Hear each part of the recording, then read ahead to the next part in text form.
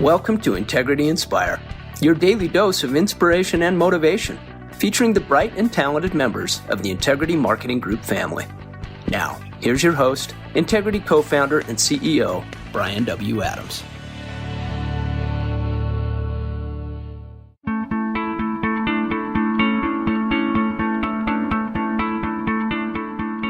Hello, everybody, and thanks so much for joining today's Inspire podcast.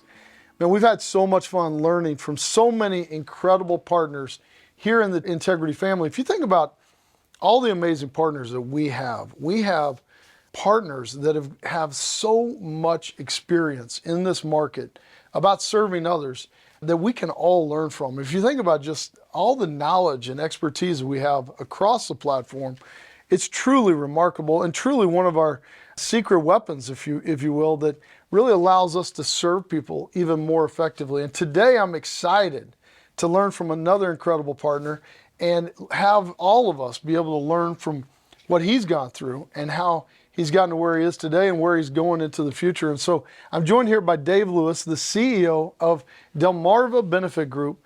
And they are an incredible success story that he's built in really the Northeast, based out of Delaware. And I can't wait for you guys to get to know Dave and learn all about his team. Thanks so much for joining us, brother. Thanks for having me, man. Man, I am super excited. Now, so you grew up in Queens, Jamaica, Queens. Queens. What is that like? What is Jamaica? I grew up in West Texas in a small town called Rawls that no one's ever heard of.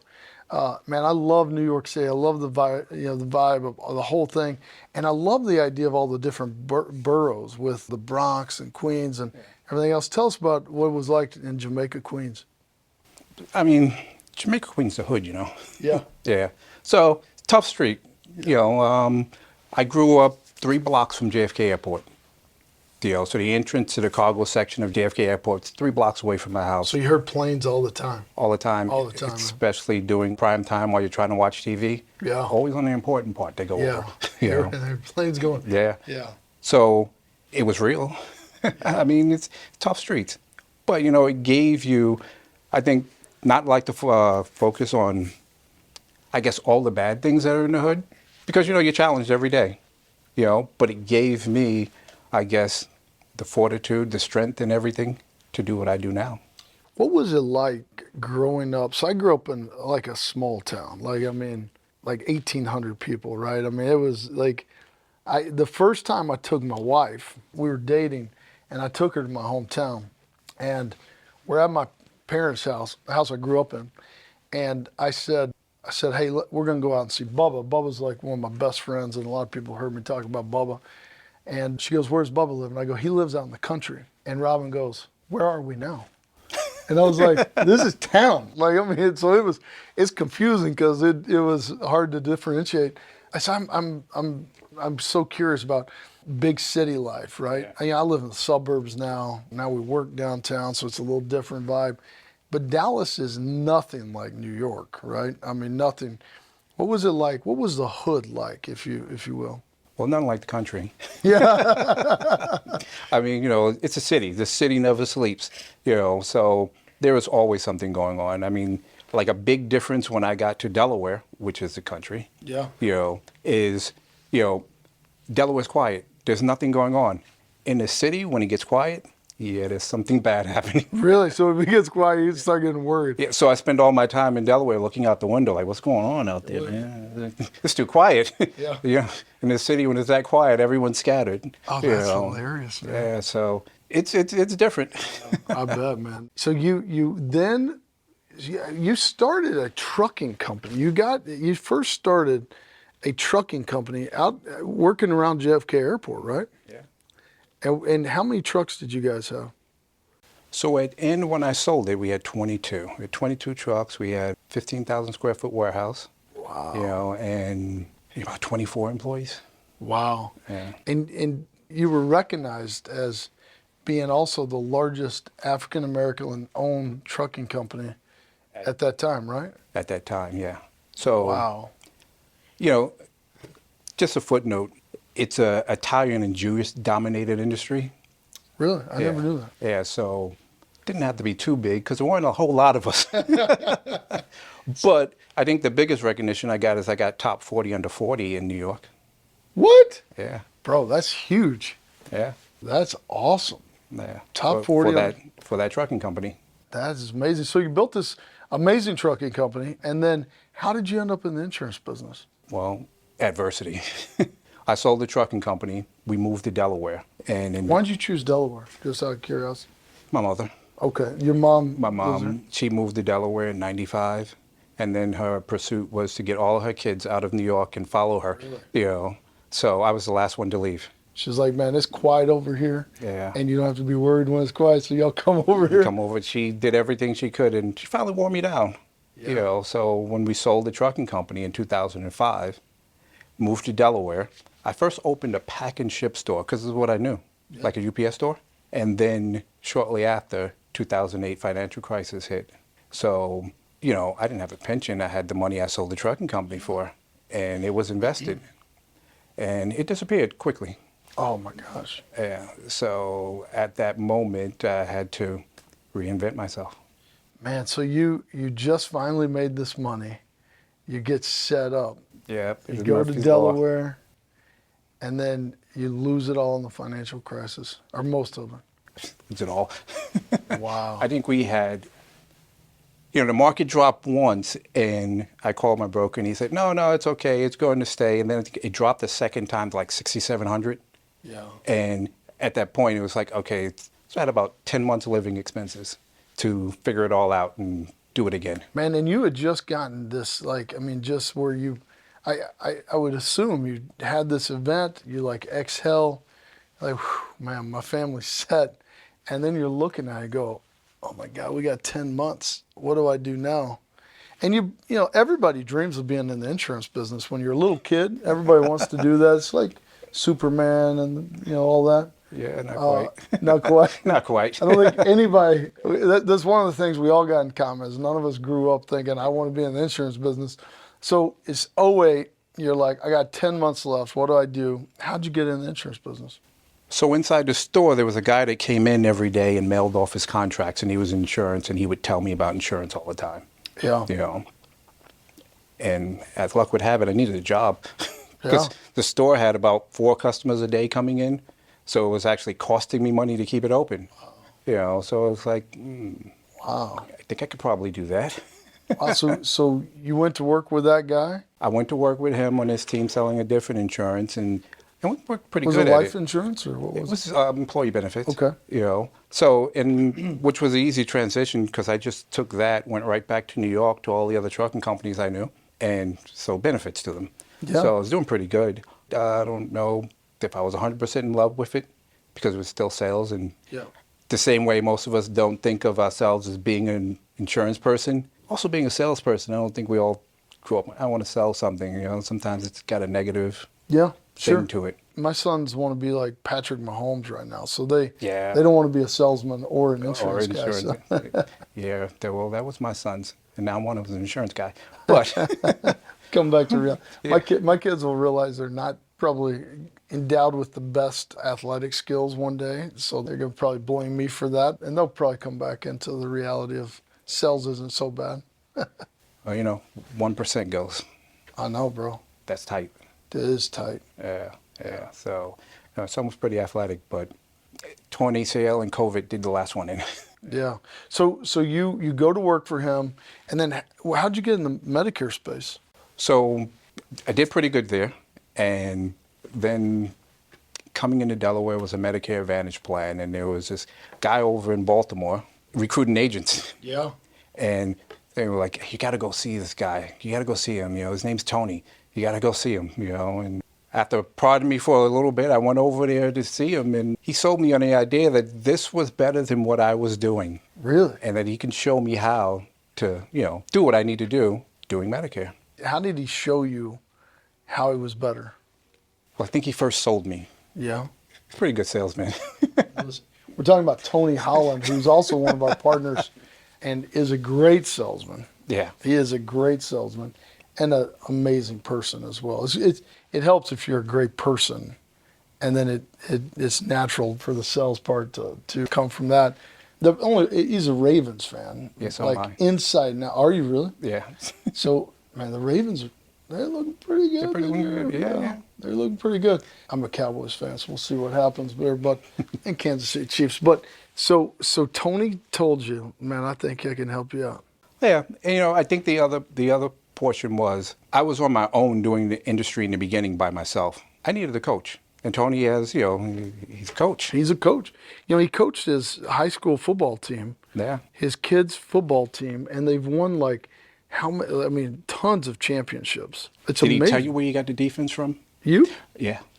Really? Yeah. No kidding. Did you help him coach some?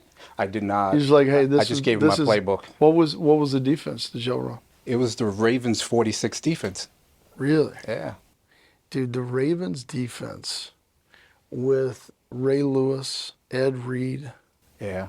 I got a chance to go down on the field. They were playing the Colts, and Peyton Manning was down there. I was there for an event, and I went down there, and those people, Ray Lewis is a grown man. Like, watching him warm up, you're just like, oh my gosh. And dude, I don't know if there was anybody better than Ed Reed back in the day. At his prime, that guy could do it all. He was a hitter. He was a hitter. He was a hitter. He could do the whole thing, man. He was unbelievable. And they both went to Miami. Yeah. What's surprising to me is that you mentioned Ed Reed on Baltimore Ravens, and you told me you were a Dallas fan and you excluded Dion. Well, Dion was there for like a minute. Like, he went kind of everywhere. He was there for a minute. He kind of ended there. He was a different maker. He ended there, right? Was that his last stop? Well, no, he came back for like a 1-year stint on the Ravens. Yeah. That was the kind of end of his career, right? Yeah. Dude, he's the best there ever was, I think. Yeah. I think Jerry Rice, like, if you really break it down, in my opinion, Jerry Rice, best football player ever, probably.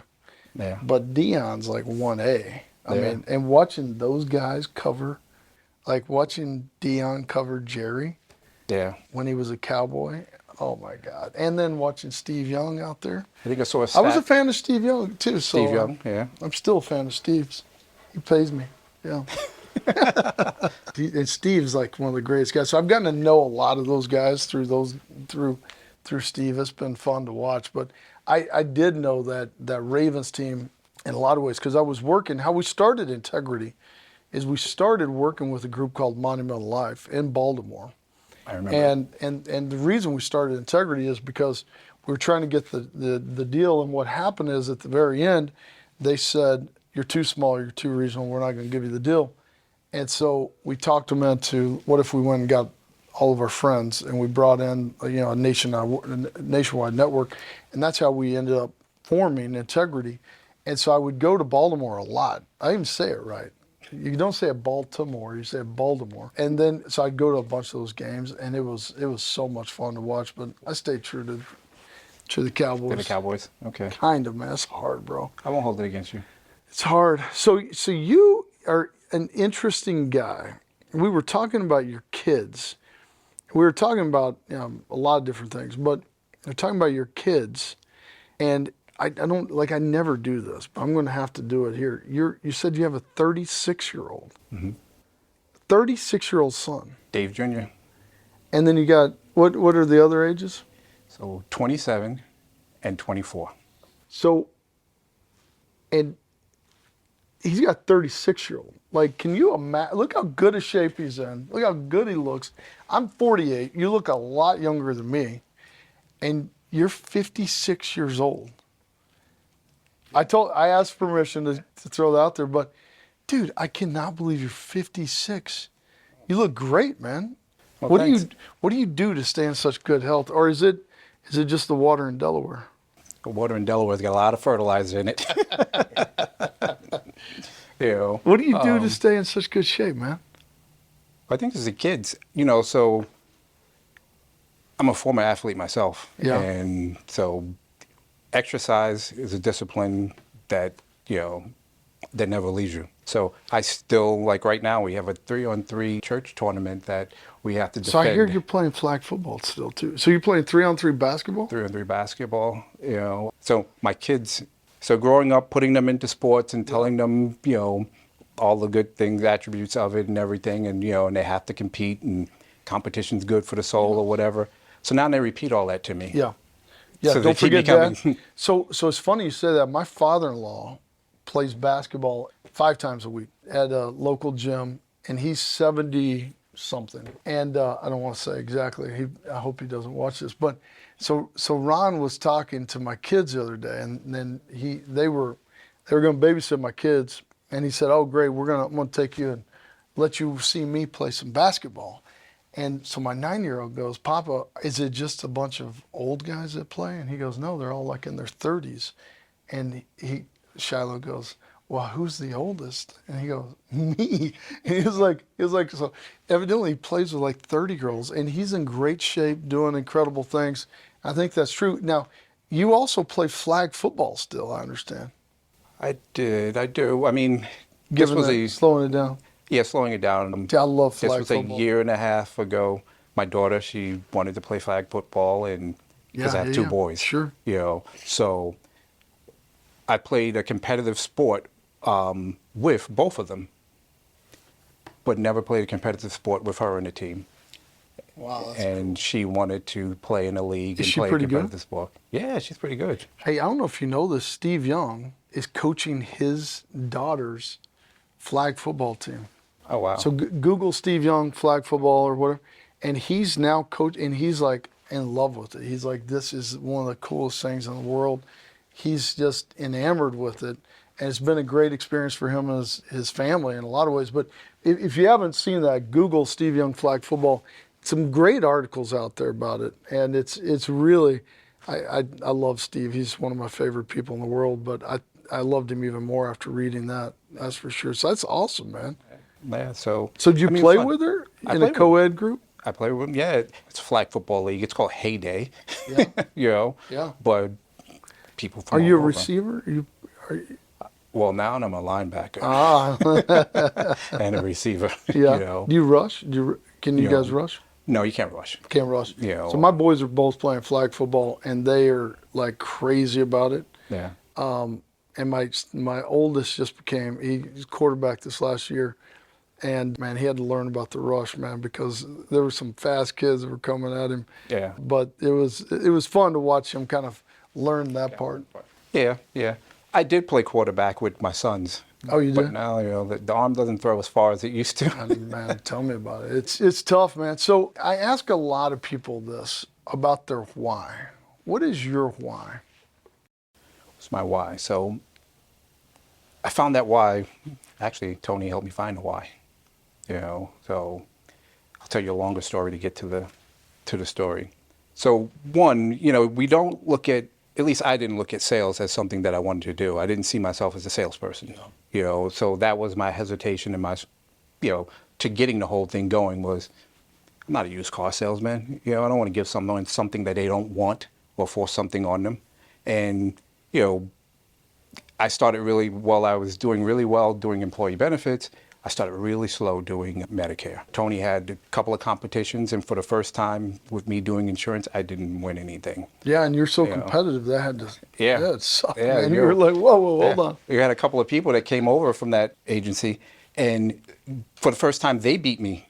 And I was like, hey, they never beat me at anything. And Tony went around the room and he asked everyone to say their why, and everyone said their why. Now, of course, at that moment, stock market just crashed. I just lost, all this money or whatever.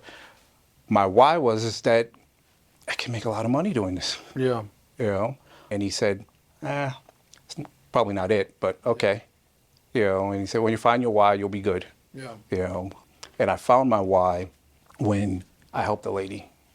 This lady she only had $600 a month. $600 a month was what she made, and she couldn't afford her medicine, so she wasn't taking it. She volunteered at a food bank because that's how she ate, and she needed help. So I helped her get Medicaid. I helped her, get help with her medicine. I helped her, with all services that we could help her with, and gave her a Medicare Advantage plan. This lady was the happiest lady ever. Man, that is awesome. Yeah, she sung my praises and hug and kiss me and everything. And I'm still thinking, well, you still only have $700. Yeah. But it made the biggest difference to her. Oh my gosh. And just then I realized that I wasn't a salesperson. Yeah, You that's know? true. I mean, I came to help. Yeah. And I helped her. I mean, I changed the quality of her life. So we talk about this all the time. And first of all, wine can never be about making money. That's a byproduct, Yeah. right? It's just a byproduct. And frankly, if your wine is about making money, you'll never be satisfied. You'll never have enough. I know a lot of really wealthy people who are really miserable, and it just isn't, they don't have the purpose. But when you find that why, that purpose, and then now you're not a salesperson, but you're a servant, that you're serving them.